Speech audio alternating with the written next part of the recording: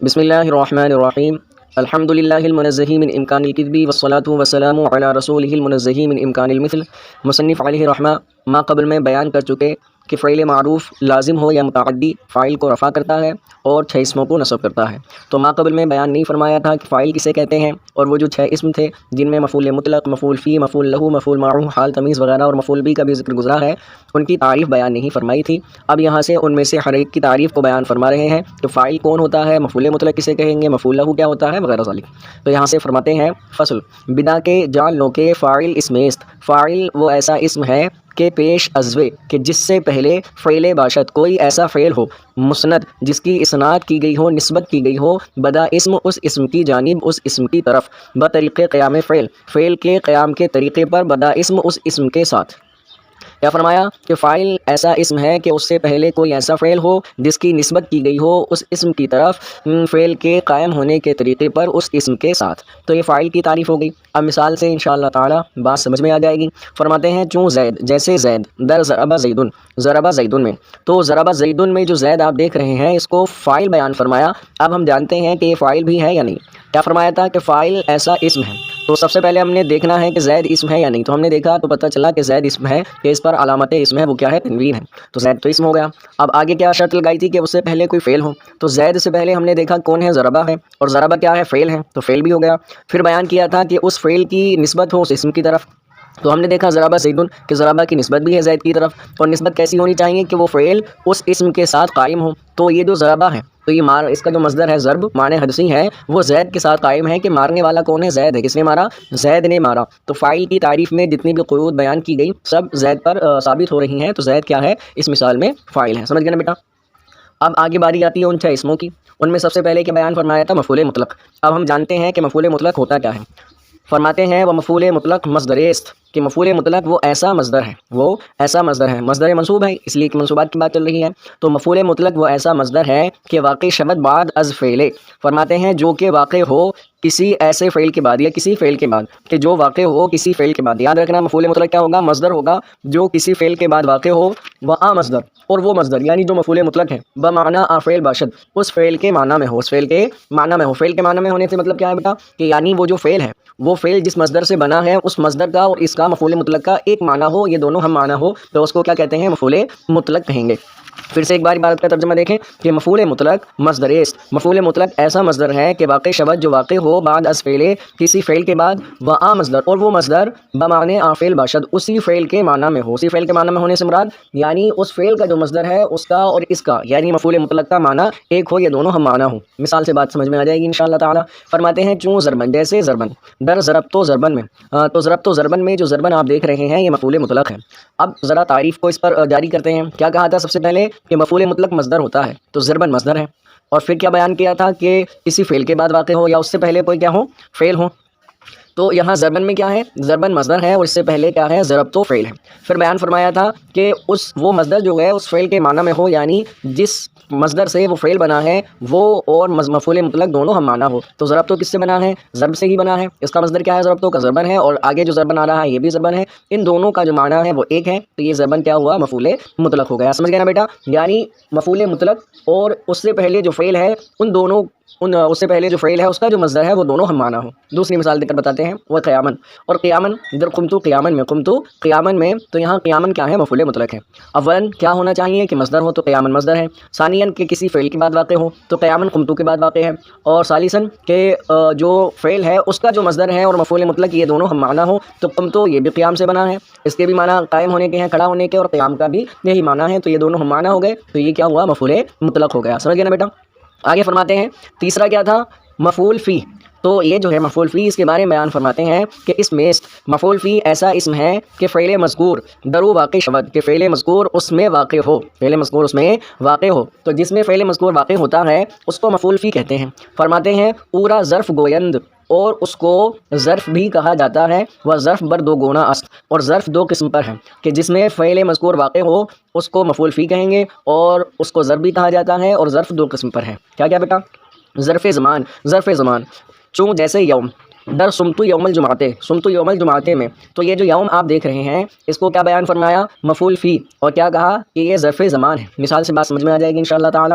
فرماتے ہیں کہ سمتو یوم الجمعہ، میں نے جمعے کے دن روزہ رکھا۔ اب یہاں دیکھیں کیا بتایا تھا انہوں نے کہ جس میں فعل مذکور واقع ہوا ہو، تو سمتو یہ فعل ہے، میں نے روزہ رکھا، کس میں روزہ رکھا؟ یوم الجمعہ، جمعے کے دن، جمعے کے دن میں میں نے روزہ رکھا۔ تو یوم جو ہے یہ کیا ہوا بیٹا؟ اس میں فعل مذکور واقع ہوا ہے، فعل مذکور واقع ہوا ہے، تو فرماتے ہیں یوم ہو گیا مفعول فی۔ پھر کہا تھا کہ ظرف بھی کہتے ہیں، ظرف کی دو قسمیں ہیں، زمان، پہلی قسم کیا ہے؟ ظرف زمان۔ تو یوم جو ہے یہ ایک زمانہ ہے، تو اب یہاں یوم جب زمانہ ہے تو اس کو کیا کہیں گے؟ ظرف زمان، یہ کہیں گے مفعول فی زمانی۔ تو سمتو یوم الجمعہ، میں نے جمعے کے دن روزہ رکھا۔ دوسری قسم کیا تھی؟ وہ ظرف مکان، اور ظرف مکان جو مکان پر دلالت کرے وہ ظرف مکان ہے۔ کیوں؟ جیسے عندہ، جیسے عندہ ہے در جلستو عندکا، جلستو عندکا میں، تو اب عندہ جو ہے اس کا معنی کیا ہوا کہ میں تیرے پاس بیٹھا، تو یہاں پر کیا ہے کہ جلستو میں بیٹھا، یہ فعل ہے، اور یہ کس میں واقع ہوا؟ اس پر واقع ہوا، عندکا تیرے پاس بیٹھا، تو یہ مکان پر واقع ہوا، جس جگہ پر واقع ہوا، تو جس میں فعل مذکور واقع ہوتا ہے اس کو مفعول فی کہتے ہیں۔ تو عندک یہ مفعول فی ہے، اور آگے چلتے ہیں تو اس کی دو قسمیں ہیں ظرف کہنے کے اعتبار سے، کہ ظرف زمان اور ظرف مکان۔ تو یہ عندہ جو ہے یہ ظرف مکان ہے، اس لیے کہ تیرے پاس کوئی جگہ ہوگی جہاں میں بیٹھا۔ تو فرماتے ہیں یہاں پر کیا ہوا کہ عندہ جو ہے یہ مفعول فی مکانی ہو گیا۔ تو مفعول فی کے بارے میں بھی آپ نے سمجھ لیا، جان لیا۔ اب آگے فرماتے ہیں مفعول معہ، تیسرا اسم کیا ہے جو منصوب ہوتا ہے؟ وہ کیا ہے؟ مفعول معہ۔ تو مفعول معہ کے بارے میں بتاتے ہیں، اسم است وہ ایسا اسم ہے کہ مذکور باشد جو ذکر کیا جائے بعد از واو، ایسے واو کے بعد بمعنی مع، جو مع کے معنی میں ہو، یعنی ایسے واو کے بعد جو اسم ذکر کیا جائے جو مع کے معنی میں ہو تو وہ مفعول معہ ہوتا ہے۔ کیوں؟ جیسے والجبات، والجبات اس میں در جاء البردو والجبات، جاء البردو والجبات میں، تو فرماتے ہیں یہاں پر جو آپ دیکھ رہے ہیں والجبات میں جو واو ہے تو یہ واو مع کے معنی میں ہے، اور اس کو کیا کہیں گے؟ مفعول معہ کہیں گے۔ اب یہاں جبات یہ جمع مؤنث سالم ہے، اور جمع مؤنث سالم کا اعراب حالت نصبی میں آپ جانتے ہیں کسرے کے ساتھ ہوتا ہے، اس وجہ سے والجبات آیا یہ منصوب ہے۔ تو فرماتے ہیں کیا کہا تھا کہ مفعول معہ ایسا اسم ہے جو ذکر کیا جائے اس واو کے بعد جو مع کے معنی میں ہو، تو یہاں واو آیا البرد اور الجبات کے درمیان، تو واو کے بعد ذکر کیا گیا جبات، اور جبات جو ہے اس سے پہلے جو واو ہے وہ مع کے معنی میں ہے، تو جبات کیا ہو گیا؟ مفعول معہ ہو گیا، یعنی مع الجبات، یعنی جبوں کے ساتھ، جاڑا آیا جبوں کے ساتھ۔ تو کتنے اسم ہو گئے بیٹا؟ 3 ہو گئے۔ 14 اسم بیان کرتے ہوئے فرماتے ہیں وہ مفعول لہو، اور مفعول لہو ہے۔ اب مفعول لہو کسے کہیں گے؟ اس میں ایسا اسم ہے کہ دلالت کند جو دلالت کرتا ہے بر چیزیں اس چیز پر کے سبب فعل مذکور باشد جو فعل مذکور کا سبب ہو، یعنی مفعول لہو ایسا اسم ہے جو ایسی چیز پر دلالت کرتا ہے جو فعل مذکور کا سبب ہو۔ مثال چوں جیسے اکرامن در قمتو اکرامن لزیدن، جیسے اکرامن قمتو اکرامن لزیدن میں، تو اکرامن جو ہے یہ مفعول لہو کی مثال ہے۔ اس طرح سے دیکھیں کہاں قمتو میں کھڑا ہوا اکرامن لزیدن، زید کی تعظیم کے لیے، زید کی تعظیم کے لیے، زید کی تعظیم کی وجہ سے میں کھڑا ہوا۔ تو اب یہاں پر قمتو کھڑا ہونا، قمتو یہ فعل ہے، فعل مذکور ہے، تو اس کھڑے ہونے کا سبب کیا ہے؟ زید کی تعظیم، تو جو فعل مذکور کا سبب بنے اس کو کیا کہا جاتا ہے؟ مفعول لہو کہا جاتا ہے۔ تو اکرامن کیا ہوا؟ یہ مفعول لہو ہوا۔ یاد رکھیں کہ یہ اکرامن یہ بھی مصدر ہے، اور مفعول مطلق جو ہوتا ہے وہ بھی مصدر ہوتا ہے، تو ہم کیسے پہچانیں گے کہ کون مفعول مطلق ہے اور کون مفعول لہو ہے؟ تو اس کا آسان طریقہ یہی ہے جو آپ کو بتا دیا گیا کہ مفعول مطلق میں کیا ہوگا کہ جو مفعول مطلق ہوگا اور اس سے پہلے جو فعل ہے اس کا جو مصدر ہے دونوں ہم معنی ہوں گے، اور یہ جو مفعول لہو ہوگا وہ ہم معنی نہیں ہوں گے۔ یہ آسان طریقہ ہے پہچاننے کا کہ کون مفعول مطلق ہے اور کون مفعول مطلق نہیں ہے، سمجھ گئے نا بیٹا؟ تو مفعول لہو کیا ہوا کہ جو ایسا اسم ہے جو دلالت کرے، مفعول لہو ایسا اسم ہے جو دلالت کرے ایسی چیز پر جو فعل مذکور کا سبب ہو۔ تو 4 اسم ہو گئے جن کو فعل معروف چاہے لازم ہو یا متعدی کیا دیتا ہے؟ نصب دیتا ہے۔ 5واں اسم بیان کرتے ہیں، فرماتے ہیں وحال اسم است، 5واں کیا تھا؟ حال تھا۔ وحال ایسا اسم ہے، ایسا اسم نکرہ ہے، اسم است نکرہ، ایسا اسم نکرہ ہے کہ دلالت کند جو دلالت کرے بر حیت فاعل، فاعل کی حالت پر، یعنی جو فاعل کی حالت کو بیان کرے۔ حال وہ اسم نکرہ ہے جو فاعل کی حالت بیان کرے، چوں جیسے راکبن در جاء زید راکبن، جاء زید راکبن میں راکبن ہے یہ حال ہے، کیوں؟ اس لیے کہ فاعل کی حالت بیان کر رہا ہے۔ مثال کو سمجھیں، ہم نے کہا جاء زید، زید آیا، کیسے آیا؟ راکبن سوار ہو کر، زید آیا اس حال میں کہ وہ سوار تھا، یعنی یہ جو راکبن ہے اس نے زید کی حالت کو بیان کیا، اور زید کیا ہے؟ فاعل ہے، تو جو فاعل کی حالت کو بیان کرتا ہے اس میں نکرہ وہ کیا ہوتا ہے؟ حال ہوتا ہے۔ تو یہ راکبن کیا ہوا؟ حال ہوا۔ یا برحیت مفعول، یا مفعول کی حالت پر دلالت کرے، مفعول کی حالت کو بیان کرے، چوں جیسے مشدودن در ضربت زیدن مشدودن، ضربت زیدن مشدودن میں مشدودن ہے، تو یہ کس کی حالت کو بیان کر رہا ہے بیٹا؟ مفعول کی۔ اور جو مفعول کی حالت کو بیان کرے اس میں نکرہ وہ بھی کیا ہوتا ہے؟ حال ہوتا ہے۔ مثال سمجھے، ضرب تو زیدن مشدودن، میں نے زید کو باندھ کر مارا یا میں نے زید کو مارا اس حال میں کہ وہ بندھا ہوا تھا۔ تو فرماتے ہیں یہاں پر مشدودن نے زید کی حالت کو بیان کیا اور زید جو ہے وہ مفعول بھی ہے، تو فرماتے ہیں جو فاعل کی حالت کو بیان کرے یا مفعول بھی کی حالت کو بیان کرے وہ حال ہوتا ہے، یا برحیت ہر دو، یا دونوں کی حالت پر ایک ساتھ دلالت کرے، یعنی فاعل کی حالت کو بیان کرے اور مفعول بھی کی حالت کو بھی بیان کرے۔ چوں جیسے راکبینی در لقیت زیدن راکبین، لقیت زیدن راکبین میں کہ میں نے زید سے ملاقات کی اس حال میں کہ ہم دونوں سوار تھے، یعنی فاعل بھی سوار تھا اور مفعول بھی سوار تھا، دونوں کی حالت کون بیان کر رہا ہے؟ راکبینی۔ تو راکبینی کیا ہو گیا بیٹا؟ حال ہو گیا۔ تو حال میں کیا ہوا کہ وہ اس میں نکرہ ہیں جو فاعل کی حالت کو بیان کرے یا مفعول بھی کی حالت کو بیان کرے یا دونوں کی حالت کو بیان کرے تو وہ حال ہوگا۔ آگے فرماتے ہیں وہ فاعل و مفعول را ذوالحال گوین، اور جس فاعل اور مفعول بھی کی حالت کو بیان کیا جاتا ہے اس کو ذوالحال کہتے ہیں، ان کو کیا کہتے ہیں؟ ذوالحال۔ کہ وہ فاعل و مفعول را، اور فاعل اور مفعول کو ذوالحال گوین، ذوالحال کہا جاتا ہے، ان کو ذوالحال کہتے ہیں۔ وہاں غالباً معرفہ باشد، اب ذوالحال کے بارے میں قاعدہ بیان کر رہے ہیں کہ ذوالحال اکثر معرفہ ہوتا ہے، اکثر کیا ہوگا؟ معرفہ ہوگا۔ حال کے بارے میں تو پہلے بتا دیا کہ حال اس میں نکرہ ہوتا ہے، ذوالحال کے بارے میں بتاتے ہیں کہ ذوالحال جو ہے اکثر معرفہ ہوگا۔ وہ اگر نکرہ باشد، اور اگر نکرہ ہو حال را مقدم دارند، تو حال کو مقدم رکھتے ہیں کہ اکثر تو کیا ہوگا کہ ذوالحال معرفہ ہوگا، لیکن اگر کہیں نکرہ آ جائے تو اب اس صورت میں ہم کو کیا کرنا ہے؟ اس صورت میں فرماتے ہیں حال را مقدم دارند، حال کو مقدم رکھتے ہیں، یعنی پہلے حال آئے گا اس کے بعد ذوالحال آئے گا۔ مثال فرماتے ہیں چوں جیسے جاءنی راکبن رجل، جاءنی راکبن رجل، تو فرماتے ہیں یہاں پر آپ دیکھیں کہ رجل یہ ذوالحال ہے، نکرہ ہے، اس لیے اس کو بعد میں لائے، راکبن یہ حال ہے تو اس کو پہلے لے آئے۔ تو اگر ذوالحال نکرہ ہو تو حال کو ذوالحال پر مقدم کر دیتے ہیں، اس کی وجہ اگلی کتابوں میں آپ کو پڑھائی جائے گی۔ آگے فرماتے ہیں وحال جملہ نیز باشد، اور حال جملہ بھی ہوتا ہے، حال جملہ بھی ہوتا ہے، جس طرح سے اس میں نکرہ ہوتا ہے اسی طرح جملہ بھی ہوتا ہے۔ چنانچہ جیسا آپ کہیں کہ رأیت الامیر وہو راکب، کہ میں نے امیر کو دیکھا، بادشاہ کو دیکھا، وہو راکب اس حال میں کہ وہ سوار تھا، یعنی میں نے امیر کو سوار دیکھا۔ تو یہاں وہو راکب یہ حال ہے، کس طرح سے ترکیب دیکھیں، رأیت فعل فاعل ہو گیا، الامیر ذوالحال ہے، واو اس واو کو واو حالیہ کہا جاتا ہے، ہوا مبتدا ہے، راکب اس میں فاعل ہے، اس میں ہوا ضمیر پوشیدہ اس کا فاعل ہے، اور وہ جو راجع ہے کس کی طرف؟ امیر کی طرف۔ تو اب یہاں پر جو ہے راکبن یہ اس میں فاعل اپنے فاعل سے مل کر شبہ جملہ اس میں خبریہ ہو کر خبر ہے، ہوا مبتدا اپنی خبر سے مل کر پھر اس کا کیا بنے گا بیٹا؟ حال ہو جائے گا الامیر کا۔ تو فرماتے ہیں کہ وہ حال جملہ نیز باشد، اور حال جملہ بھی ہوتا ہے، جیسے اس مثال میں رأیت الامیر وہو راکب، کہ میں نے امیر کو دیکھا اس حال میں کہ وہ سوار تھا۔ سمجھ گئے بیٹا؟ تو یہاں حال کی بات بھی پوری ہوئی، 5 اسم ہو گئے۔ چھٹے اسم کو بیان کرتے ہوئے فرماتے ہیں وہ تمیز اسم است، اور تمیز ایسا اسم ہے کہ رفع ابہام کند، جو ابہام کو دور کرتا ہے، پوشیدگی کو دور کرتا ہے۔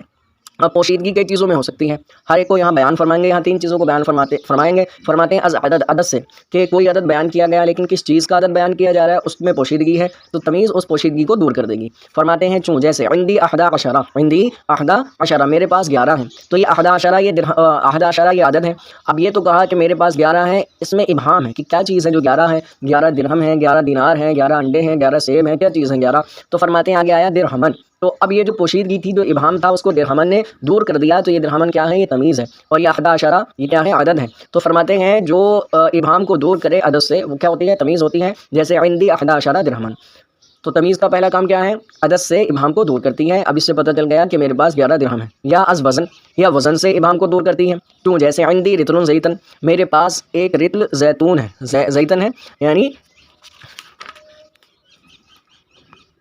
میرے پاس جو ہے ایک رطل زیتون کا تیل ہے۔ تو فرماتے ہیں کہ جو رطل ہے یہ ایک باٹ ہوتا ہے، وزن ہوتا ہے۔ تو جب یہ کہا عندی رطل، تو اس میں ابہام تھا کہ ایک رطل کیا ہے؟ سرسوں کا تیل ہے، زیتون کا تیل ہے، یا کوئی اور چیز ہے۔